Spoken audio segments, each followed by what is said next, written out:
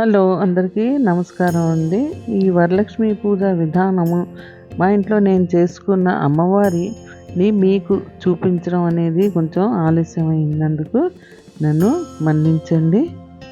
ముందుగా గణపతి పూజని చేసుకున్నాక షోడశోపచార పూజ మొదలుపెట్టాము. ప్రార్థన, ధ్యానము, ఆవాహనము, ఆసనము, సాధ్యం, అర్ఘ్యం, ఆచమనీయం, ఇంకా పంచామృత స్నానము, శుద్ధోదక స్నానము, వస్త్ర యజ్ఞ సమర్పించుకున్నాక ఆభరణాన్ని, ఉపవీతము, ఇంకా గంధం, అక్షితాన్, పుష్పం సమర్పయామి అని పూజ చేసుకున్నాక తర్వాత అధాంగ పూజ, లక్ష్మీ అష్టోత్తర శతనామావళి, తర్వాత తోర గ్రంథి పూజ చేసుకున్నాక తోరబంధన మంత్రం అంటే తోరం చేతికి కట్టుకుంటున్నప్పుడు ఒక చిన్న 2 వాక్యాల మంత్రం ఉంది, అది చదువుతూ తోరాన్ని కట్టుకోవాలి.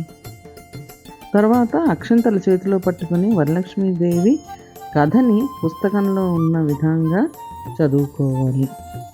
కొన్ని ప్రాంతాల వాళ్ళు వాళ్ళ ఇంటి ఆచారం ప్రకారము వరలక్ష్మి పూజ రోజు ఒక ముత్తైదుని పిలుచుకుని వాళ్ళకి భోజనం పెట్టి చీర, జాకెట్ బట్ట, పువ్వు, పండు, తాంబూలం ఇవ్వడం అలవాటుగా ఉన్నది. మరికొంతమంది వాళ్ళ ఇంటి ఆచారం ప్రకారము కేవలము ఫోటో పెట్టుకొని దానికి పూజ చేసుకోవడం అలవాటు. ఇంకొంచెం మంది కలశం పెట్టుకొని దాన్ని అమ్మవారుగా మనసులో భావించి పూజ చేసుకోవడం అలవాటు. కొంతమందిని అమ్మవారిని ప్రత్యేకంగా కొబ్బరికాయ పెట్టి దానికి చీర కట్టి అలంకరించడం కొంతమందికి అలవాటు. అయితే ఈ పద్ధతులన్నీ కొత్తగా పెట్టినవి కాదండి. ఎప్పుడో మన పూర్వీకులు, మన పెద్దవాళ్ళు మనకి నేర్పించిన విధానాలే ఇవన్నీ కూడాను. ప్రతి సంవత్సరము శ్రావణ మాసం 2వ శుక్రవారం నాడు వచ్చే వరలక్ష్మి వ్రతం మాత్రం ప్రతి ఇంట్లోని చక్కగా జరుపుకుంటున్నారు. ఏది ఏమైనప్పటికీ కూడా మన సాంప్రదాయాన్ని మనం చక్కగా జరుపుకోవడమే ఒక అదృష్టంగా భావించాలి.